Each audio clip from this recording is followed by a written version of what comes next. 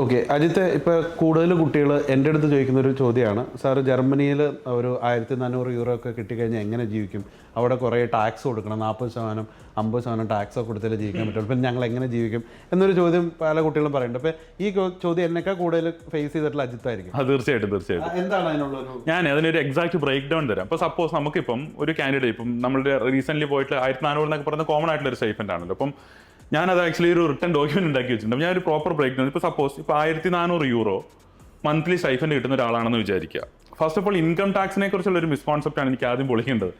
എല്ലാ രാജ്യത്തും income tax ഉണ്ട്. ഇപ്പോൾ ഇന്ത്യയിൽ ഇൻകം ടാക്സ് ഉണ്ട്. ഇപ്പം ഞാനും ജെയിംസ് അടക്കം നമ്മൾ 30% ബ്രാക്കറ്റിൽ വരുന്ന 30-30 മുകളിൽ ബ്രാക്കറ്റിൽ വരുന്ന ആളുകളാണ്.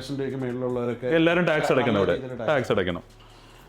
ഇൻകം ടാക്സ് എന്തുകൊണ്ടാണ് പ്രശ്നമായിട്ട് വരുന്നത്? ആദ്യം ആ 2 റീസൺസ് അഡ്രസ് ചെയ്യും. ഇൻകം ടാക്സിന്റെ പ്രശ്നം 2 റീസൺ കൊണ്ടാണ്. ഒന്ന്, നമ്മൾ ഇന്ത്യയിൽ ജീവിക്കുന്നുണ്ട്. കാര്യം നമ്മൾ ടാക്സ് അടച്ചിട്ട് നമുക്ക് അങ്ങനത്തെ ഒരു പാരമ്പര്യം ഇല്ല. ടാക്സ് അടച്ചിട്ട് നമ്മൾ ഉദ്ദേശിക്കുന്ന ഫെസിലിറ്റീസോ ഒന്നും നമുക്ക് തിരിച്ചു കിട്ടുന്നില്ല. അതാണ് ഒന്ന്. രണ്ടാമത്തെ പ്രശ്നം, നമ്മൾ എഗെയിൻ ഞാൻ മുമ്പ് പറഞ്ഞ കാര്യമാണ്, നമ്മൾ പോയിക്കൊണ്ടിരുന്ന മൊത്തം മിഡിൽ ഈസ്റ്റ് കൺട്രികളിലേക്കാണ്. അതായത് നമ്മളവിടെ പോകുന്നു, എല്ലാം മുറിയെ പണിയെടുക്കുന്നു, ഉള്ള സമ്പാദ്യം മൊത്തം നാട്ടിലേക്ക് അയക്കുന്നു. അപ്പം എൻ്റെ കോൺസെപ്റ്റ് എന്ന് പറഞ്ഞാൽ, ഞാൻ ജർമ്മനിയിലേക്ക് പോകുന്നത് ഞാൻ നാട്ടിലേക്ക് പൈസ അയക്കാൻ പറ്റില്ല, ഞാൻ അവിടെ സെറ്റിൽ ആവാൻ വേണ്ടിയിട്ടാണ് പോകുന്നത്. അപ്പം ഞാൻ ടാക്സ് കൊടുത്താലും എനിക്ക് അതിനുള്ള ഫെസിലിറ്റീസ് കാര്യങ്ങൾ ആ ഗവൺമെന്റ് ആ കൺട്രി എനിക്ക് തിരിച്ചു തരുന്നുണ്ടെങ്കിൽ ടാക്സ് കൊടുക്കുകൊണ്ട് എനിക്ക് എന്താണ് കുഴപ്പം? എനിക്ക് പല കാര്യങ്ങളും അവിടെ തിരിച്ചു കിട്ടുന്നുണ്ട്. എഗെയിൻ നമ്മളിപ്പം ഒരു കാര്യത്തോടെ നിങ്ങൾ മനസ്സിലാക്കേണ്ടത്, ഇപ്പം ഡെലോയിറ്റിന്റെ ഒരു സ്റ്റഡി ഉണ്ട്. അതായത് 2000 ഈ ഒരു ഫിനാൻഷ്യൽ ഇയർ അനുസരിച്ചിട്ട് ജർമ്മനിയിലെ ടാക്സ് സിസ്റ്റം എങ്ങനെയാണെന്നാണ് നിങ്ങൾ മനസ്സിലാക്കേണ്ടത്. അതായത് ഒരാൾ €0 തൊട്ട് 11,604 വരെയാണ് ഒരു ഇയറിൽ ഏൺ ചെയ്യുന്നതെന്നുണ്ടെങ്കിൽ ആ പർട്ടിക്കുലർ എമൗണ്ടിന് അവർ ടാക്സ് കൊടുക്കേണ്ടതായിട്ടില്ല. ഫോർ എക്സാമ്പിൾ €1000 താഴെ ഒരു ശമ്പളം, €1000 താഴെ അറൌണ്ട് €1000 സ്റ്റൈഫൻഡോ ഇൻകം ഉണ്ടാക്കുന്ന ഒരാൾക്ക് അവിടെ ഇൻകം ടാക്സ് കൊടുക്കേണ്ട ആവശ്യമില്ല.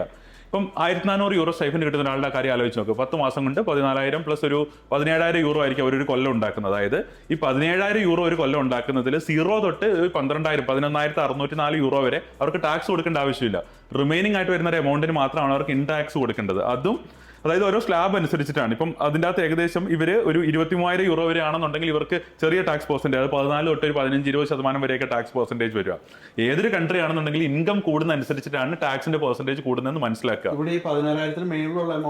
മാത്രമേ ഇവർ ഇൻകം ടാക്സ് കൊടുക്കേണ്ട ആവശ്യമുള്ളൂ. അതൊരു ചെറിയ €4,000-5,000 മാത്രമാണ്. അതൊരു കാര്യം ഞാൻ പറയട്ടെ, അതായത് നമ്മുടെ നാട്ടിലും വലിയ ഇൻകം ടാക്സ് ഉണ്ട് ഇപ്പോൾ. പക്ഷേ ഈ ഹൗസ് ബിൽഡിങ്ങിന് പോണ കുട്ടികളും പേരൻസും മിഡിൽ ക്ലാസ്സും ലോവർ മിഡിൽ ക്ലാസ് ഫാമിലിയുള്ള കുട്ടികളായതുകൊണ്ട് അവർക്ക് ഇൻകം ടാക്സ് അടച്ച് ശീലം ഇല്ലാത്തത് കൊണ്ട് അവർ ചിന്തിക്കുന്നതാണ് അത് ഭയങ്കര ടാക്സ് ആണെന്നുള്ള കാര്യം, അല്ലെങ്കിൽ ഉണ്ടെന്നുള്ള കാര്യം. ഇപ്പൊ നമ്മൾ അഗെയിൻ ഞാൻ coming back to my point, ഇപ്പൊ €1,400 മന്ത്ലി ഓൺ ആവറേജ് സ്റ്റൈഫൻഡ് കിട്ടുന്ന ഒരു കുട്ടിയാണെന്നുണ്ടെങ്കിൽ അവർ ലിറ്ററലി ഇൻകം ടാക്സ് ആയിട്ട് പേ ചെയ്യാൻ മാക്സിമം ഒരു €30-40 മാത്രമാണ്. അപ്പൊ എത്ര നെഗ്ലിജിബിൾ ആണ് ഇൻകം ടാക്സ് എന്ന് ആലോചിച്ച് നോക്കുക. അതായത് €1,400 അവർക്ക് കിട്ടുമ്പോൾ ഇൻകം ടാക്സ് ആയിട്ട് പേ ചെയ്യുക €30-40 ആണ്. ഇത് ഞാൻ പറയുന്നതല്ല, നിങ്ങൾക്ക് ഗൂഗിളിൽ സെർച്ച് ചെയ്ത് നോക്കിയാൽ മനസ്സിലാവുന്ന കാര്യമാണ്. പിന്നെ മേജർലി, അതായത് ഇവരുടെ മേജർ കോൺട്രിബ്യൂഷൻ തന്നെ ഇൻകം ടാക്സ് അല്ല, അതിനെ സോഷ്യൽ സെക്യൂരിറ്റി കോൺട്രിബ്യൂഷൻസ് എന്നാണ് പറയുക. നിങ്ങൾ ഏതൊരു ഡെവലപ്ഡ് കൺട്രി എടുക്കുക, അത് ജർമ്മനി അല്ല, US അല്ല, ഓസ്ട്രേലിയ അല്ല, UK അല്ല, ഏതൊരു കൺട്രി എടുത്താലും സോഷ്യൽ സെക്യൂരിറ്റി കോൺട്രിബ്യൂഷൻസ് ആയിട്ട് നല്ലൊരു എമൗണ്ട് നിങ്ങൾ കോൺട്രിബ്യൂട്ട് ചെയ്യുന്നുണ്ട്. അത് ആ ഒരു 4-5 കാറ്റഗറിയിലാണ് സോഷ്യൽ സെക്യൂരിറ്റിയിലേക്ക് നമ്മൾ കോൺട്രിബ്യൂട്ട് ചെയ്യുന്നത്. അത് എന്താണെന്ന് ഞാൻ നിങ്ങൾക്ക് വ്യക്തമായിട്ട് പറഞ്ഞുതരാം. ഒന്ന്, നിങ്ങളുടെ പെൻഷൻ ഇൻഷുറൻസിലേക്കാണ്. അതിന് ഏകദേശം ഈ €1,400 മന്ത്ലി സ്റ്റൈഫൻഡ് മേടിക്കുന്ന ഒരു കുട്ടി €130 പെൻഷൻ ഇൻഷുറൻസിലേക്ക് കൊടുക്കുക. എന്തിനാണ് പെൻഷൻ ഇൻഷുറൻസിലേക്ക് കൊടുക്കുക? പെൻഷൻ ആയി കഴിയുമ്പോൾ തീർച്ചയായിട്ടും നമുക്ക് തിരിച്ചു കിട്ടേണ്ട ആവശ്യമുണ്ട്.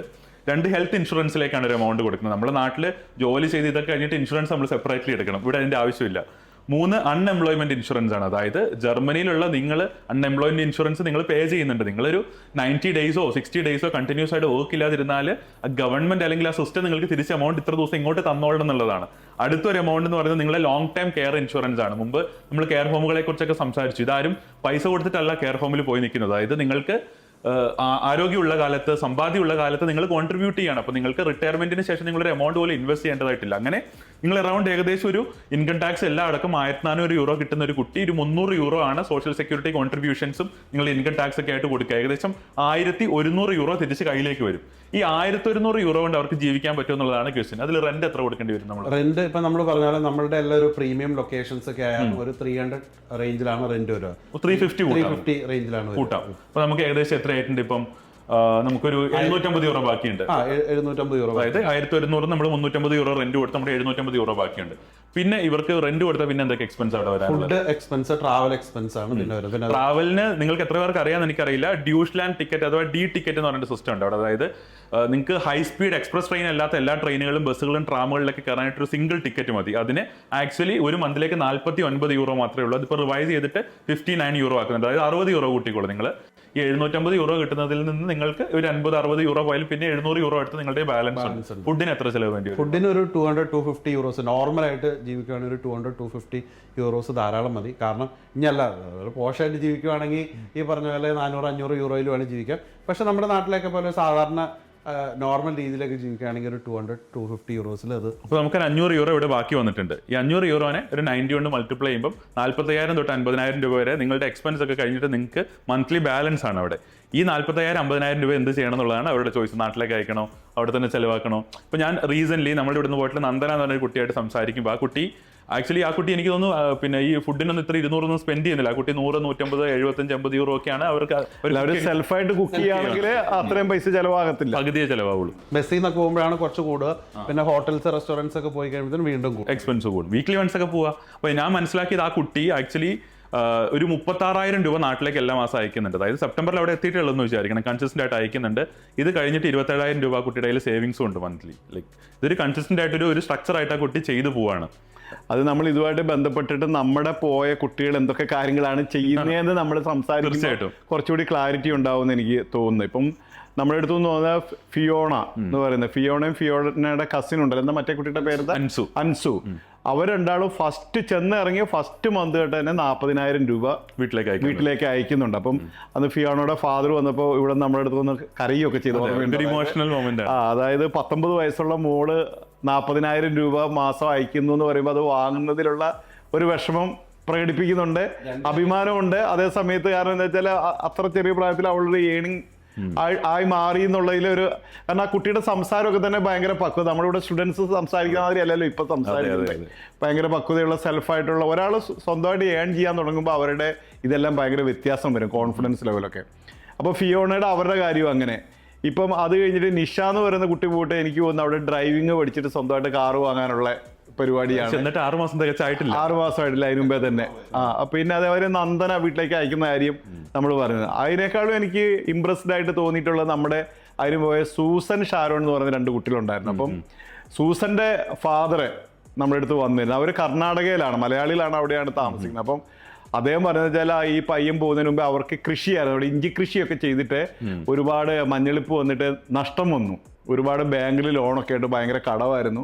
ആ സമയത്താണ് ഇവൻ പോയെന്ന് പറഞ്ഞു. അപ്പം അവൻ പോയതിന് ശേഷം വീട്ടിലെ കടങ്ങളെല്ലാം വീട്ടി. ഇപ്പോൾ അവൻ 1 ഇയർ കഴിഞ്ഞു പഠിക്കാൻ തുടങ്ങിയിട്ട് ഹൗസ് ബിൽഡിംഗ് പഠിക്കുക. അപ്പം കടമെല്ലാം വീട്ടി ഒരു കാറ് വാങ്ങി. വീട്ടിൽ അവനാണ് പൈസ മുടക്കിയത്, EMI ഒക്കെ അടയ്ക്കുന്നവനാണ്. കാറ് വാങ്ങി. ഞങ്ങളിപ്പോൾ ഭയങ്കര ഹാപ്പിയാണ്.